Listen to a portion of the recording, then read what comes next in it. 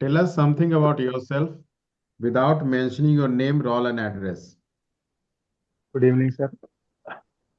I have completed my BSc Agriculture from Shivalik Institute of Professional Studies, Dehradun. Then after I have completed my Masters from Chaudhry Charan Singh University, Meerut in Seed Science and Technology in 2024. Okay. You mentioned that you have passed your graduation from Sivalik Agriculture Institute of or something like this, that. Okay. Can you explain uh, the Sivalik range of Himalayas, their development, what are they? mainly range Shivalik range में mainly sir Dehradun, Haridwar, नहीं, ऋषिकेश। वो नहीं पूछ रहे हैं। शिवालिक हिमालय का किस समय का पार्ट है, इसका विकास कैसे हुआ और किस युग का है, ये बताइए। Sorry sir. अच्छा, हिमालय का जो सबसे नया विकास है, हिमालय के विकास के क्रम में जो सबसे नया विकास है, वो कितने वर्ष पूर्व और उसका क्या नाम है, बता सकते हैं? Sorry sir. देखिए, सिंपली समझ लीजिए, हिमालय का विकास जो है वो 5 चरणों में हुआ है। जी सर। ठीक है। तो 2 चरण तो आप छोड़ दीजिए, वो है 32 करोड़ और 27 करोड़। लेकिन 11 करोड़ वर्ष पूर्व ग्रेटर हिमालयाज की उत्पत्ति हुई। ठीक है। और सबसे न्यूली डेवलप्ड जो हिमालयन पार्ट है, वो है शिवालिक रेंज, जो जी 10 लाख वर्ष पूर्व, ठीक है, मियोसिन प्लिस्टोसिन युग में हुई। ये फुल क्वेश्चन है ज्योग्राफी का, उसमें नहीं जाना है। लेकिन शिवालिक आप याद रखिएगा, the most newly developed section of Himalaya which raised 10 lakhs years ago in Miocene Pleistocene इरा।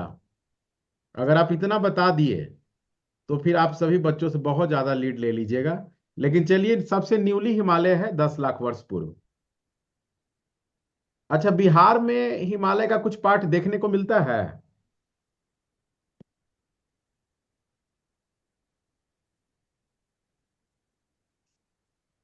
नहीं सर, मैं मुझे जहाँ तक सर मैंने नहीं। चंपारण में जो दिखता है वो शिवालिक का ही रेंज है। ठीक है। थोड़ा बहुत, बहुत ज्यादा याद मत कीजिए, थोड़ा देख लीजिए, आप ही की जानकारी के लिए मैंने बता दिया। मैं भी अगर शिवालिक पूछ लिया तो बता दीजिएगा, आप लीड ले लीजिएगा इसमें। ठीक है। आपका ये कॉलेज किस क्षेत्र में था? देहरादून में। देहरादून। इसीलिए शिवालिक रेंज रखा है, इसी कारण से शिवालिक की ही चोटियां हैं वो सब। ठीक है। जी वहां का हॉर्टिकल्चरल प्रैक्टिसेस बताइए, major horticulture practices, traditional and new. Sir, mainly वहाँ पे मैंगो, लीची, देखिए, जब गुआवा। भी आंसर दीजिए तो जो प्रश्न पूछा गया है उसको सेंटेंस में पिरो कर दीजिए। क्योंकि आप बात कर रहे हैं, वो आपको समझिए आपके शिक्षक हैं। तो देहरादून में क्या हॉर्टिकल्चर प्रैक्टिसेस है, तो इसको आंसर दीजिए कि सर, देहरादून में मुख्य रूप से हॉर्टिकल्चर प्रैक्टिसेस में अगर फ्रूट्स की बात की जाए तो XYZ है, और वेजिटेबल्स की बात की जाए तो ABC है। सेंटेंस को कंप्लीट बनाइएगा अच्छे से, आराम से बोलिए फिर से। सर देहरादून में फ्रूट्स में मेनली मैंगो, गुआवा, लीची, स्ट्रॉबेरी, यही है सर। और सब्जी में गोभी, बंद गोभी, बैगन, आलू, गाजर, यही सब। ठीक है, बहुत अच्छी बात है। बिहार में क्या है आपको लगता है हॉर्टिकल्चर के क्षेत्र में? बिहार में फ्रूट्स और वेजिटेबल्स में अग्रणी फसल कौन कौन है? यार में फ्रूट्स में सर लीची सर्वाधिक है। एरिया में आम ज़्यादा है सर। और प्रोडक्शन में बनाना का है सर। और अमरूद है, यही सब है सर। हाल के दिनों में बिहार में कुछ नए फ्रूट्स को इंट्रोड्यूस किया गया है प्रोडक्शन के लिए। नाम बता सकते हैं 2 4? ड्रैगन फ्रूट्स हो गया सर, जो नॉर्थ बिहार में लगाया जाता है मेनली। नॉर्थ बिहार में लगाया जाता है। ठीक है, अब सर पूछ लीजिए, थोड़ा सा फोन आ रहा है, पूछ लीजिए। आपने आपने बताया कि आपने शिवालिक कॉलेज ऑफ एग्रीकल्चर से आपने किया है, यही है ना? अच्छा, हॉर्टिक जो शिवालिक रेंज है, ठीक है, या जो हिमालयन रेंज है, या हिमालय बोल सकते हैं, उसका हॉर्टिकल्चर में क्या मतलब उस रेंज की क्या विशेषता है, उस हॉर्टिकल्चर पे क्या उसका प्रभाव है, कुछ बता सकते हैं? उस रेंज का क्या खासियत है, उस रेंज में हॉर्टिकल्चर का? सर वहाँ मेनली टेम्परेचर टेम्परेट टू सब ट्रॉपिकल है सर। और वहाँ की मुख्य फसल मैंगो, गुआवा, लीची, स्ट्रॉबेरी, यही सब है सर।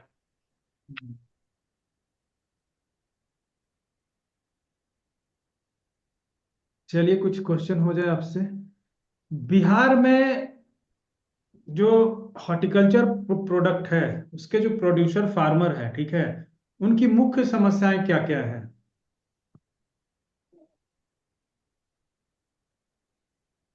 बिहार में हॉर्टिकल्चर किसानों का मुख्य समस्या सर स्मॉल लैंड होल्डिंग हो गया। हम्म। उसके बाद प्रॉपर इरिगेशन फैसिलिटी नहीं है सर। हाँ, तो प्रॉपर मार्केट डेवलप। एग्रीकल्चर के लिए तो ज्यादा बड़ा लैंड नहीं चाहिए। एग्रीकल्चर में स्मॉल लैंड तो चलो थोड़ा समस्या है, बट हॉर्टिकल्चर में तो कोई दिक्कत नहीं है स्मॉल लैंड का। वेजिटेबल में कभी कभी मतलब एग्रीकल्चर प्रैक्टिसेस में दिक्कत हो सकता है ज़्यादा छोटा होने। कैसे कैसे प्रैक्टिसेस में दिक्कत होगा बताइए? अगर छोटा फर्मेंटेड लैंड है, छोटा लैंड है, तो हॉर्टिकल्चर प्रैक्टिसेस में क्या प्रॉब्लम होगा वो आप हमको बताइए पहले। प्रॉपर मशीनरी यूज नहीं कर सकते हम लोग हार्वेस्टिंग के लिए या मतलब प्लाइंग के हार्वेस्टिंग के लिए। लिए, हॉर्टिकल्चर प्रोडक्ट के हार्वेस्टिंग के लिए थोड़ी ट्रैक्टर और वो थ्रेसर और क्या बोलते हैं उसका, वो सब यूज करना होता है, हार्वेस्टर। ये सब प्लाइंग वगैरह के लिए सर, प्लाइंग के लिए ही है। कितना अगर बागीचा लगा रहे हैं, अगर मान के चलो बंद गोभी का खेती कर रहे हैं, कॉलीफ्लावर का खेती कर रहे हैं, कुकर बिट्स का खेती कर रहे हैं, तो क्या कोरने के लिए चाहिए, कितना कोरना होता है उसको, कितना प्लॉइंग करना पड़ता है बताइए? कभी देखे हैं खेती होते हुए? किसी सब्जी का खेती देखे हैं? कौन सा बताइए, नाम बताइए। Brinjal, potato. तो पोटैटो को कितने बार कोड़ना और इसको करना पड़ता है, उसका कैसे करते हैं, बेड कैसे तैयार करते हैं पोटैटो का, बताइए? 2 to 3 प्लाइंग करते हैं सर, उसके बाद किस प्रकार का प्लॉइंग करते हैं, डीप होता है सर, किस प्रकार का करते हैं? डीप प्लाइंग होता है सर, उसके बाद प्लैंकिंग करते हैं। कौन सा मशीनरी का यूज करते हैं प्लॉइंग के लिए? Rotavator sir, rotavator. तो रोटावेटर छोटा भी अगर लैंड है तो उसमें कोई दिक्कत तो होगा नहीं। ठीक है, ओके। चलिए, इंटीग्रेटेड पेस्ट मैनेजमेंट से आप क्या समझते हैं? इंटीग्रेटेड पेस्ट मैनेजमेंट का एक आप हमको बताइए, उससे उसके बारे में कुछ खासियत बताइए इंटीग्रेटेड पेस्ट मैनेजमेंट का। Integrated pest management is a management system in which the combined use of cultural practices, physical, biological, and chemical. बस?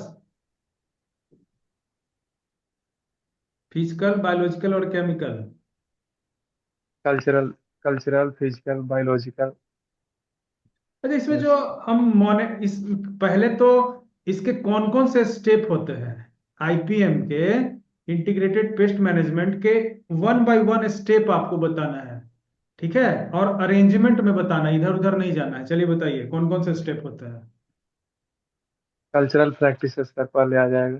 सबसे पहले कल्चरल प्रैक्टिसेस करेंगे, जी सर। बिना रोग रोग का, और उस पे कौन सा पेस्ट का अटैक आया है उसके आइडेंटिफिकेशन के पहले, मॉनिटरिंग के पहले सीधे जाएंगे और पेस्ट कर देंगे, अप्लाई कर देंगे प्रैक्टिसेस।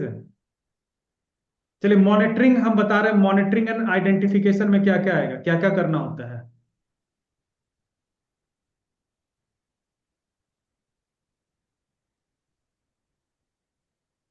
पेस्ट पेस्ट की मॉनिटरिंग में सर।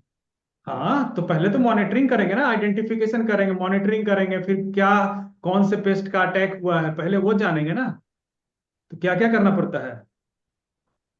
तो सर लेवल देखेंगे, एटीएल, इकोनॉमिक थ्रेशोल्ड लेवल, या पेस्ट का मतलब पॉपुलेशन कहाँ पे है, इकोनॉमिक थ्रेशोल्ड लेवल पे है कि इकोनॉमिक इंजरी लेवल पे है, उसके अनुसार सर। चलिए, तो यही सब अगर तो।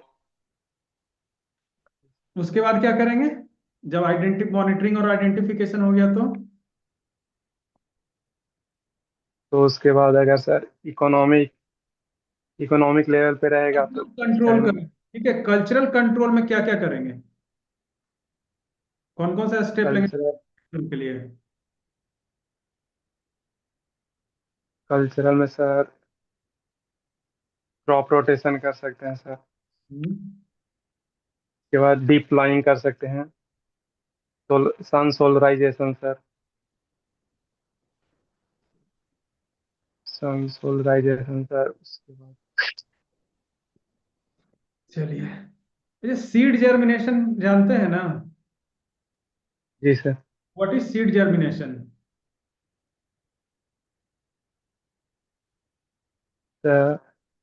Seed germination is a biological process in which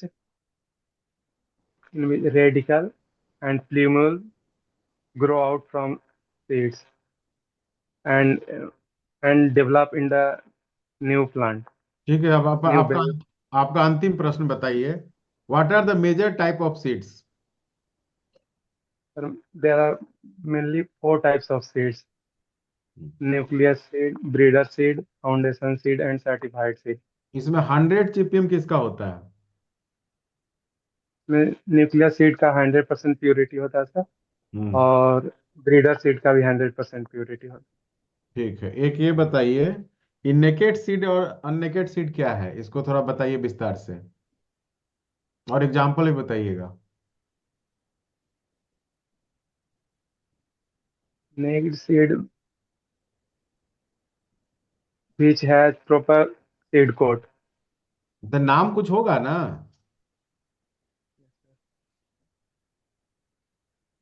अरे सर ध्यान में नहीं आ रहा। हम्म। जिम्नोस्पर्म एंजियोस्पर्म क्या होता है?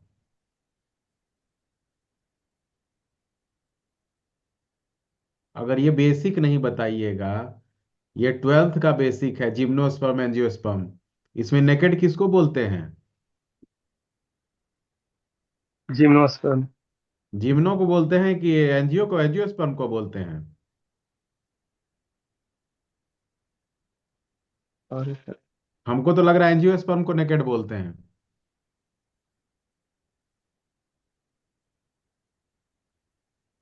हम्म। सर जिम्नो को शायद बोल। कंफ्यूज कर गए ना? जी सर। तो नेकेड हम लोग कब होते हैं, जब जिम जाएंगे कि नहीं? जिम जाते हैं तो क्या होते हैं? जब जिम हम लोग जाते हैं तो क्या हो जाते हैं? नेकेड। तो जिम्नोस्पर्म क्या होगा? नेक्ड। नेकेड सीड होगा। तो अब हमेशा याद रहेगा पूरी जिंदगी। ठीक है। जी सर। और उसका एग्जाम्पल बता सकते हैं?